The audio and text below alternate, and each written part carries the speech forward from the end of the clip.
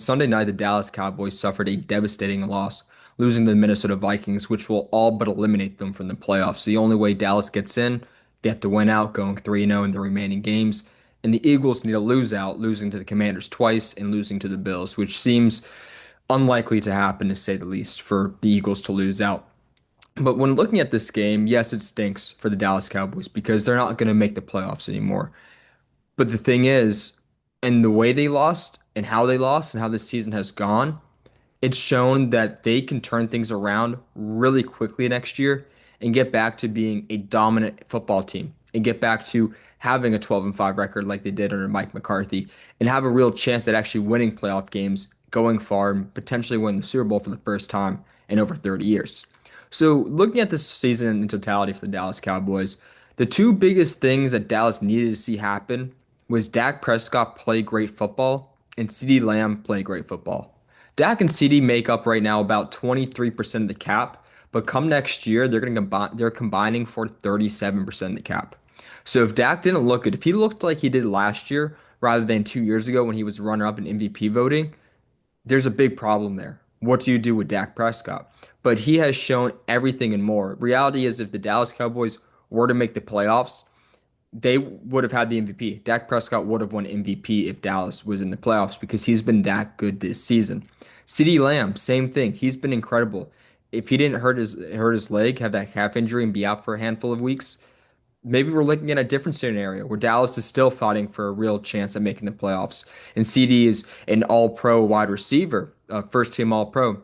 But what we saw was these guys who make up a big portion of the cap are they are great and they reestablish themselves. Primarily Dak Prescott, CeeDee Lamb, obviously always having good years year in and year out. The second thing with this Dallas team that was beneficial was they established a true identity of who they are. And yes, the passing game is a big part of it, and that's what people might think from the beginning is it runs through the pass. But the reality is Dallas established the line of scrimmage, both offensively and defensively. When you look at this team on the offense side of the ball, they are all about establishing the run. Right now, they rank top 10 in yards per carry, and they're also averaging over 120 yards rushing per game. Javonte Williams is great, but moral of the story, though, is that line of scrimmage, the offensive line, is even better. They're the catalyst of this football team. You have top guys after top guys when healthy. BB's great. Tyler Smith is great. Darren Steele is great after getting that extension. Tyler Guyton needs to be better, but still has shown progress here and there throughout his time on Dallas. But overall, this Dallas offensive line is dominant than ever. And when you look at these past Dallas teams since 2000, where they're playing great football with Tony Romo, and then when they pass it on to Dak, they always had an amazing offensive line. Everyone remembers Tyler Smith and Zach Martin because of how great they were. And that's important for Dallas. Javonte is good, but what I've seen is they can put any running back in there, whether it's a Malik Davis or maybe Jaden Blue next year, or they sign somebody else because they don't want to pay Javonte Williams a long-term contract, which we'll see what happens. But point being, they established the offensive line, which is a huge, huge thing, and they established the identity of run first. On the flip side, defensively, they finally have the guys on the D tackle room in the interior to stop the run. And that's when teams are at their best. When we look at all the teams in the NFL who are successful, yes, the flashy players like Myles Garrett with the nearly having the sack record probably will break it in the next couple of games. The DNs are who are flashy. That's what teams or fans look at. Whoa, those are awesome. But the D tackles, those are the players who win you the games. When the Chiefs were amazing in the past couple of years, it was because of Chris Jones. When the Bills defense is actually solid, it's because Ed Oliver is healthy. He's out, and they are one of the worst run defenses in the National Football League. The Cowboys now have a three-headed monster in the D tackle room with Osa, having Kenny Clark now since that Micah Parsons deal, and then having Quinnen Williams in there. And since the trade deadline, since acquiring Quinnen Williams, the Cowboys have played 5 games with those guys, and they're only allowing 79 rushing yards per game. 79. That would be top in the NFL, and it probably is in the time span since acquiring Quinnen Williams. And they've gone against good teams. They've gone against Saquon Barkley, right? They've gone against the Lions. They've played good football teams in that time span. And so they established a true identity on the defensive side of the ball. And then looking at this game against Minnesota, what did I say before? It was a beneficial loss in a way. Why? Well, it showed on full display the problems that the biggest questions Dallas had entering the season, I should say.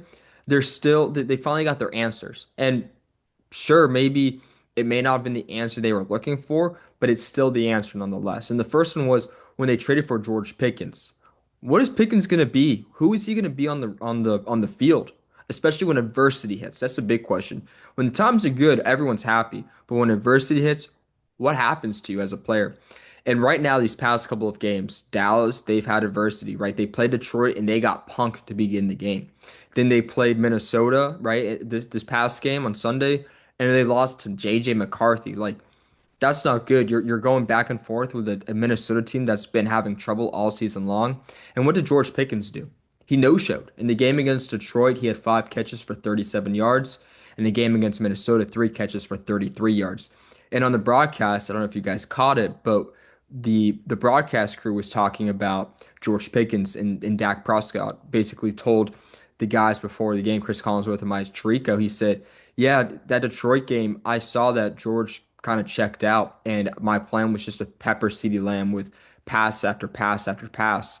CeeDee Lamb got a concussion, so it changed the dynamic of how they went about things. But Dak basically told everyone straight up, George wasn't there. I don't care. I got to move off of him. He checked out the game. The Minnesota game, he didn't show up. He didn't play well. 3 catches for 33 yards just wasn't a good performance from a guy who's been consistently great this season. But what it's shown is, for better or for worse, when the times get tough, George Pickens doesn't show up. And that's a big deal, especially when probably 3 weeks ago, Jerry Jones was going to franchise tag George Pickens, paying him about 35, $40 million this year, or next year, I should say, or give him a long-term deal. Spotrick has him projected at 31 million per year for 4 years. So that's about 120 something million for over 4 years for George Pickens. So it's a big long-term commitment. But Dallas is getting their answers, especially in these last 3 weeks. They're playing the Chargers, they're playing the Giants, and who's the third team? They're playing Washington. Those are teams that, if everyone's out on the field for the Cowboys, like Pickens should have a great performance. Pickens should be a reliable option.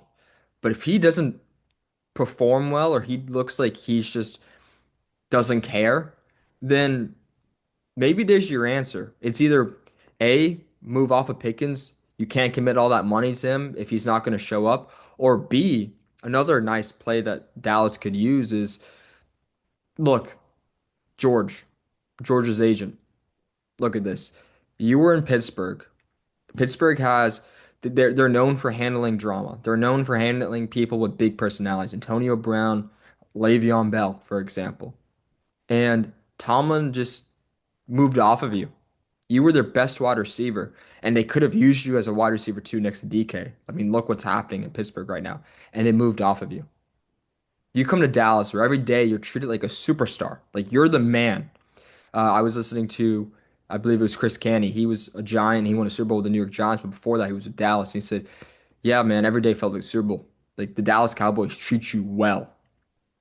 And point being is, in this situation, even now, the Cowboys have all the leverage because they can say to George and the agent and say, "What are teams going to think about you and think about you as a player and as a character in a locker room if you can't make it work in Pittsburgh and you can't make it work in Dallas? Do teams really think that they can make it work wherever they are? Like, who needs a wide receiver? Maybe, I don't know, Green Bay could be looking for a top end receiver if Watson's hurt. If those two teams can't make it work, what makes Green Bay think they can make it work, right? It's just that's a conversation that's going to be had. Buffalo, I know they have Josh Allen, but again, if you can't make it work in Pittsburgh and in Dallas, what makes Buffalo Bills think you're going to make it work in Buffalo? So, all in all, what you're going to see these next couple of games is going to be very telling, but you're getting your answer. And it's either A, we move off of Pickens, we don't have to pay him all this money anymore, we don't feel as obligated, or B, we can get him on a discount. Whether that be on a 1 year deal or a long-term deal, you can get a discount for George Pickens. So we'll see what happens with that. But a big question was answered due to the game against Minnesota. And then the second question that was a big question mark regarding this team is, what's going to happen defensively? Are they going to show up without Micah Parsons? And what we saw this year and what we saw post deadline was they weren't showing up. They weren't playing good football defensively without Micah Parsons. But now you have an answer of how to address free agency and the draft. You already have a core identity on the offensive line or the defensive line, I should say, with your three D tackles. You already have that answered. So how can you use, I believe it was pick 14, pick 23 from the Packers, and then a second rounder, your second rounder. Now you have an idea of how to use these draft selections in better form. You can go out there and say, we need to get a corner because we're cutting Trayvon Diggs. Only going to make Dallas have to pay 5 million out in dead cap. So that's a big deal. Like you save a lot of money, frees up cap space, but you can cut ins with Trayvon Diggs. You can use a draft pick to address corner. You can use a draft pick maybe to draft to address the edge rushing position, and maybe that helps Donovan Ezeraku perform better opposite end. I like Deron Bland still. I think he's going to be really good in the secondary. He was dealing with that weird foot injury. But long story short, although this season was disappointing, especially because of how great this offense looked for Dallas, you have a lot of answers for the future, and there's a great foundation to build off of. You have a head coach that you know you can trust to make Dak Prescott work. You have Dak Prescott, who looks like an MVP candidate and would be the MVP if he didn't get hurt. You have your other big money commitment in CeeDee Lamb looking A plus. The offensive line, which is the catalyst of every great Dallas Cowboys team, is there and established. The line of scrimmage, both offensively and defensively for the run, is established. And then the questions you have that you had about Pickens' ego answered and will continue to be answered in the next couple of weeks. And then the defense of there were question marks. Maybe you want it better. It would have been nice for Dallas if Donovan Ezeraku had 15 sacks this year and looked like an all-pro at the end. But now you know how I can use these draft picks and how I can use free agency to better this team. You know Trayvon Diggs won't be on the team anymore because he just wasn't good. Things soured with him, and you know how to attack it. So don't be surprised if Dallas gets to the playoffs next year and goes on a big run, even making the Super Bowl for the first time in over 30 years. Let me know what you guys think. What's going to happen with the Dallas Cowboys? What are your thoughts on the loss against Minnesota? Please let me know. Please like, comment, and subscribe.